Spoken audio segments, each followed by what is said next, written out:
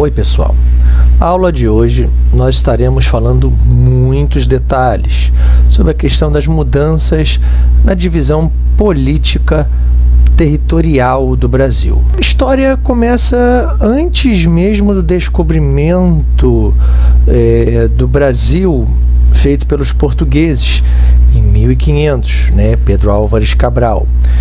Cristóvão Colombo assumiu um poder anterior a Portugal, nas mãos então da Espanha, no continente americano, chegando inicialmente na América Central, onde são as Bahamas, em 1492. Com isso, já se esperava, que existissem terras ao sul deste continente. Portugal, não perdendo tempo, precisamente em 1494, logo após o descobrimento da América, iniciou uma divisão, um tratado chamado de Divisão da Linha de Tordesilhas. E aí nós passamos a ter a linha de Tordesilhas determinando que terras a oeste fossem terras ocupadas por domínio espanhol e terras a leste, incluindo o litoral, no que foi depois ser chamado Brasil, domínio dos portugueses. Com isso, a gente teve inicialmente o Tratado de Tordesilhas, estabelecido entre Portugal e Espanha. Logo após esse estabelecimento da linha de Tordesilhas pelo tratado, a gente passou a ter um sistema de capitanias hereditárias estipulado pelo poder de Portugal. Portugal, para povoar as terras colonizadas, Brasil, colônia, começou a chamar portugueses para que não tivesse o risco dos espanhóis dominarem tudo. Terras foram doadas a fidalgos portugueses, comerciantes, que passaram a ser chamados de donatários. E aí eles tinham o dever de proteger e desenvolver essas capitanias que estariam sendo hereditárias, estariam sendo passadas de pais para filhos.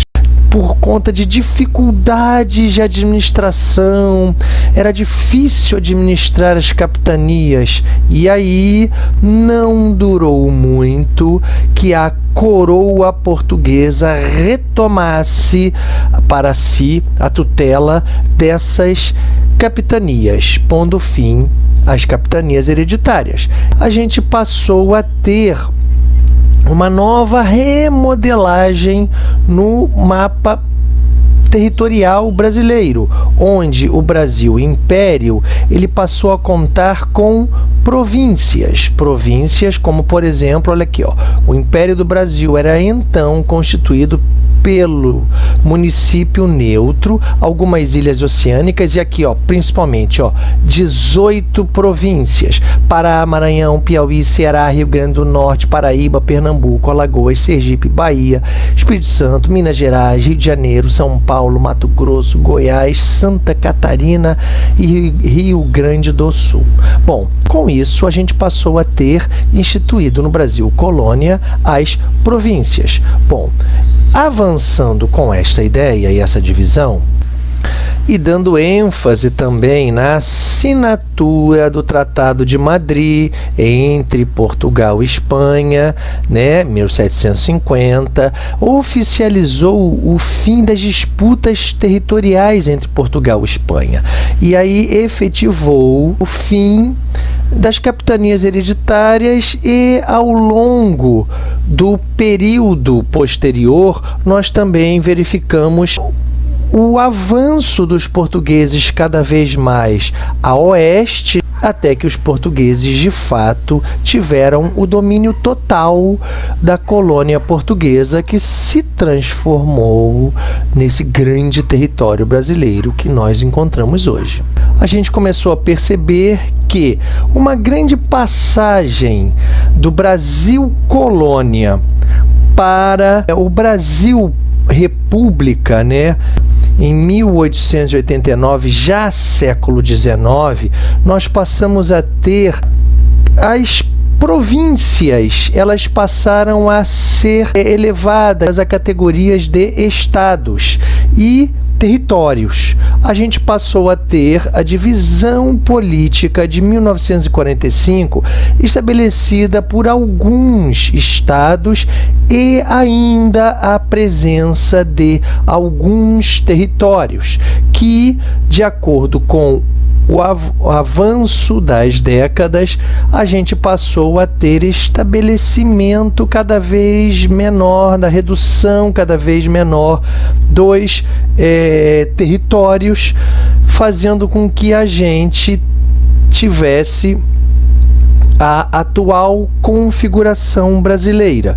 Ela existe em 26 estados, 5.570 municípios, um distrito federal. Bom, muitos detalhes, vamos fazer uma breve revisão do que foi dito aqui a nível de divisão. Olha só, de 1534 a 1822, tivemos o quê? O fim do Tratado de Tordesilhas e das capitanias hereditárias. Tivemos a capital transferida de Salvador para o Rio de Janeiro, né? Na segunda parte, 1822 a 1945, nós tivemos províncias, elas passaram para estados, foram elevadas a categorias de estados. Houve a proclamação da República. O Acre foi comprado da Bolívia. E aí, a terceira parte, de 1945 a 1960, nós tivemos a transferência da capital, né, do país, do Rio de Janeiro, para a recém-criada Brasília. E de 1960 aos dias de hoje, nós passamos a ter o quê? Mato Grosso, né? Mato Grosso do Sul, nós passamos a ter a criação de Tocantins, né? Antes era no norte de Goiás. A gente tinha Fernando de Noronha como...